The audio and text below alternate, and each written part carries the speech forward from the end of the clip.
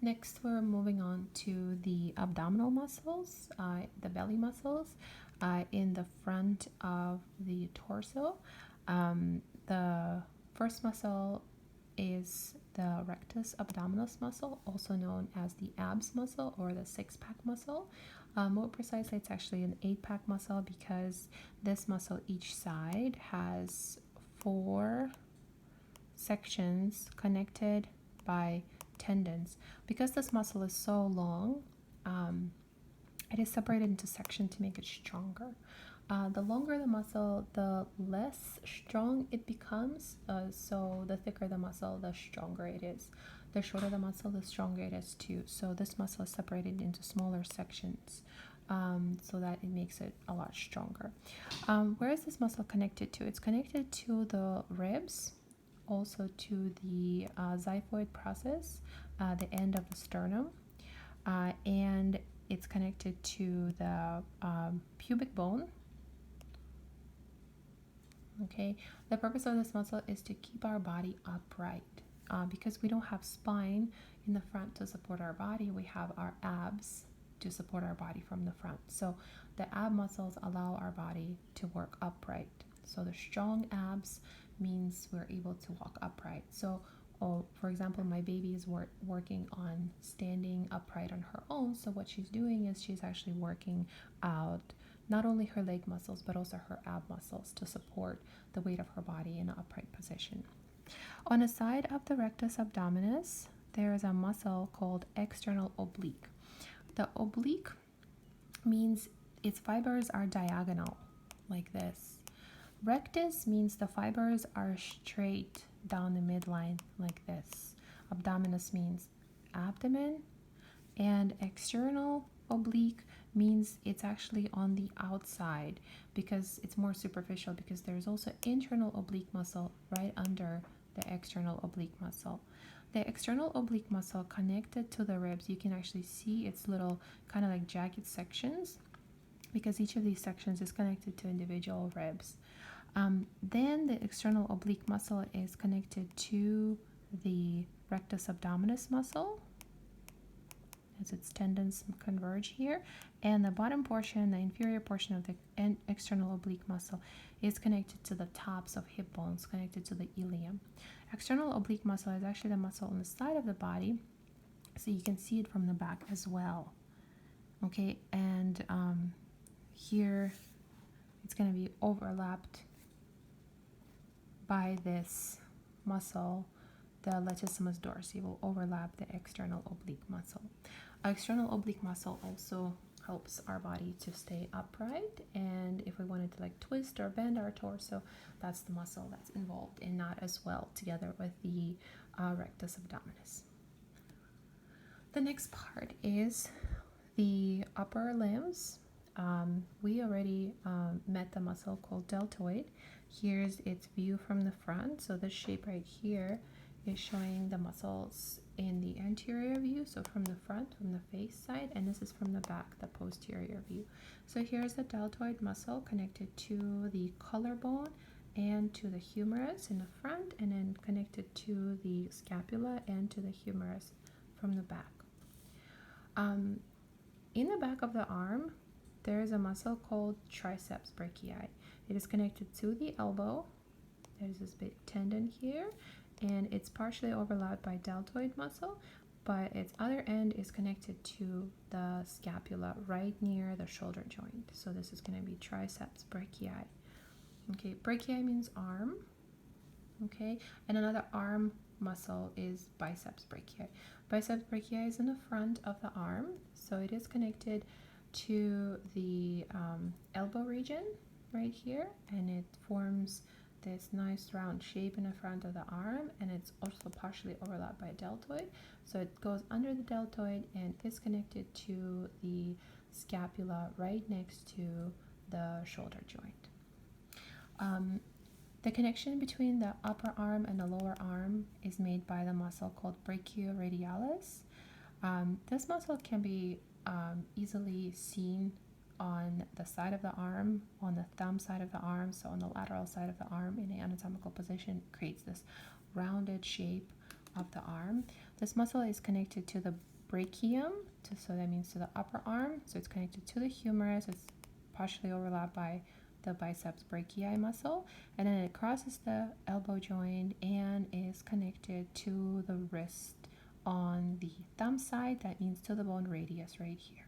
So hence the name brachio, connected to the upper arm humerus, and radialis, connected to the bone radius at the wrist side. Next to Brachioradialis, there's a muscle in the middle of the forearm in an anatomical position, so it's on its ventral side, is called Flexor Carpi radialis. This muscle is connected to the ulna bone right here on the medial side of the arm. Then it crosses diagonally from the medial to the lateral side and connects to the radius on the wrist side. The name of this muscle suggests its not only connection but also its function. The flexor means this muscle flexes up joint. Carpi means the wrist, so it flexes the wrist, and radialis means it's connected to the radius on the wrist side.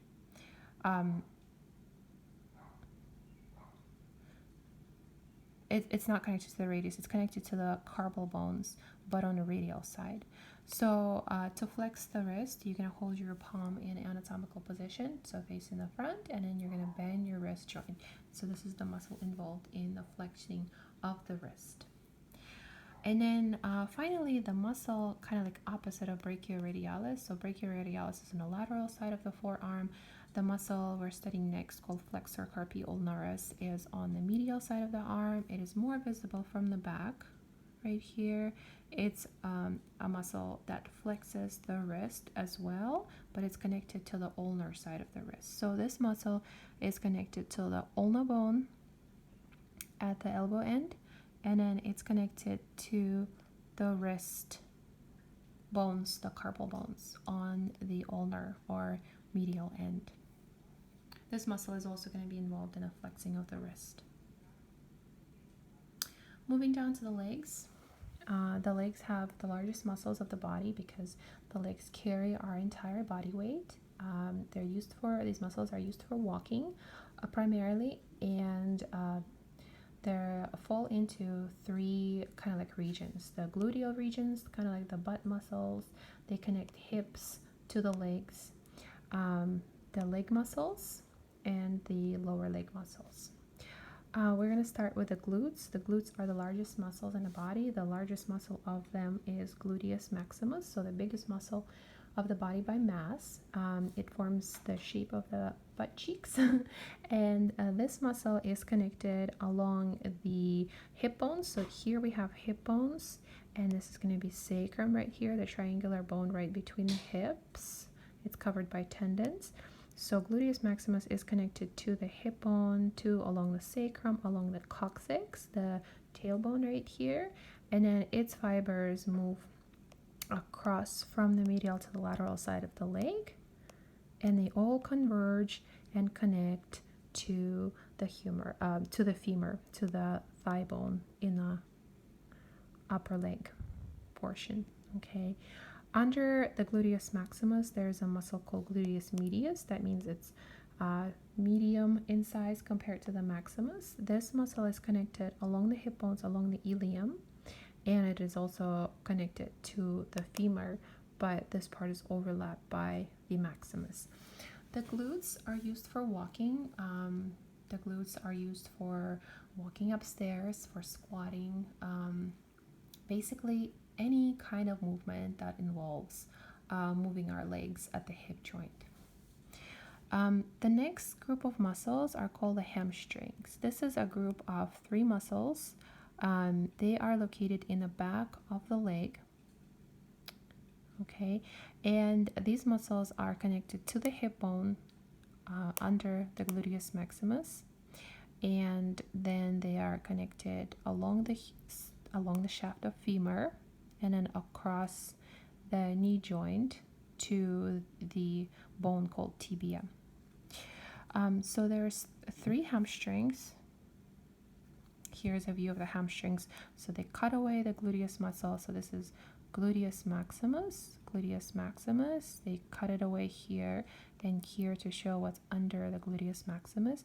This is Gluteus Medius. They also cut it off. You can see it's cut. And there's actually a lot of muscles under the Gluteus Medius and Gluteus Maximus muscles. This right here is the greater trochanter of femur. This is femur bone, it's shaft, and you can, if you look closely, there's a little bit of a bluish here. Bluish indicates the cartilage, so that means this is a joint. This is actually a hip joint made between the femur and the hip bone, so the socket called acetabulum. So hip joint is right here, and the muscles overlap the joint. So whenever a muscle overlaps a joint, most likely the joint is moved by that muscle. Okay, here we have sacrum and the lumbar vertebra. This is a tailbone coccyx. So you can see the Gluteus Maximus is connected along the tailbone, along the sacrum, and along the top of the hip bone, ilium.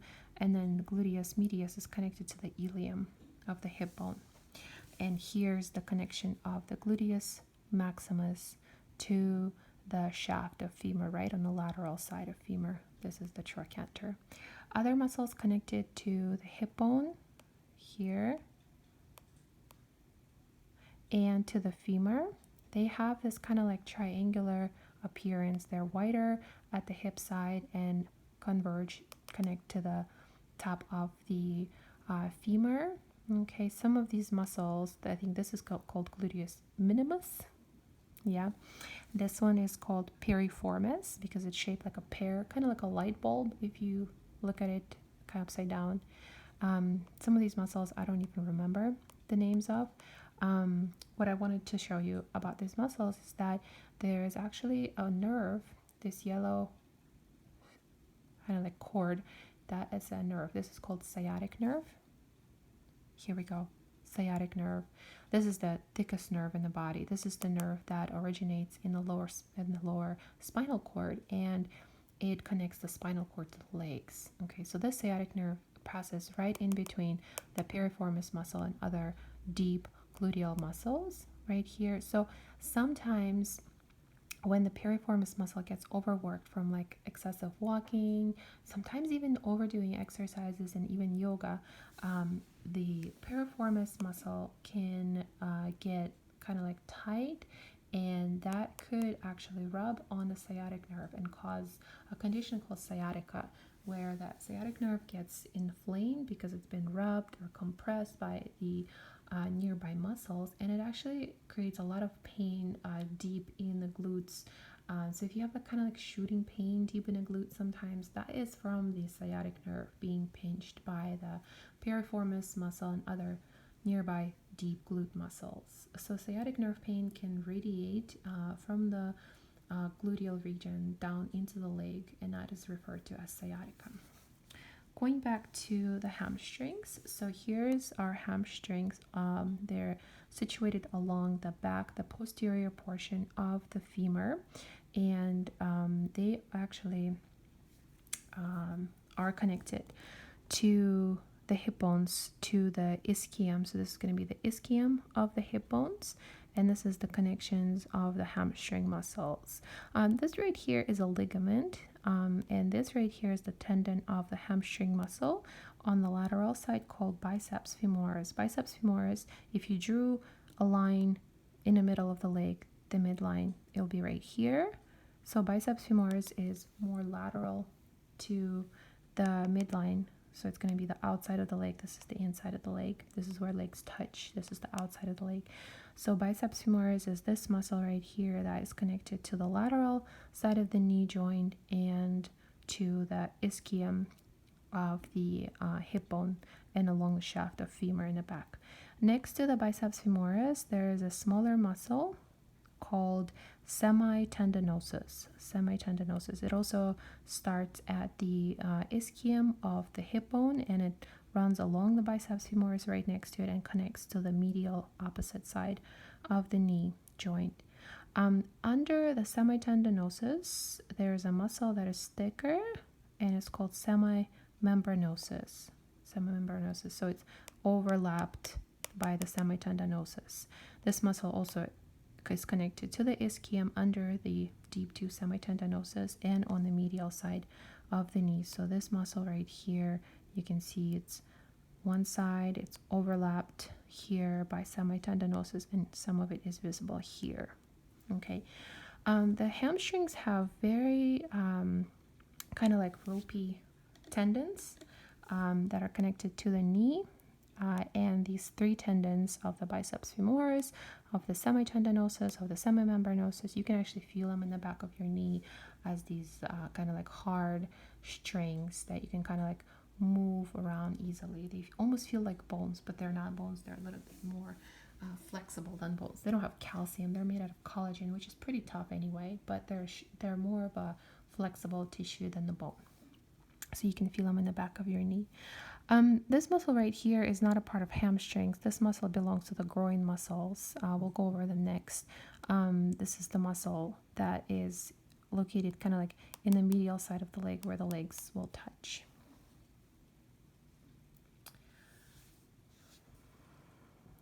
Okay, the front of the leg.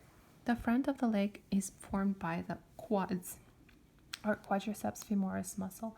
Femoris describes their location. These muscles are here along the femur of the skeleton, and quadriceps suggests that there's 4 of them. Quad means 4.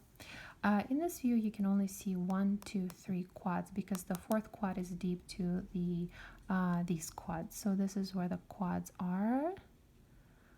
Okay, they're actually a little bit more like this because they're overlapped by other muscles. Okay.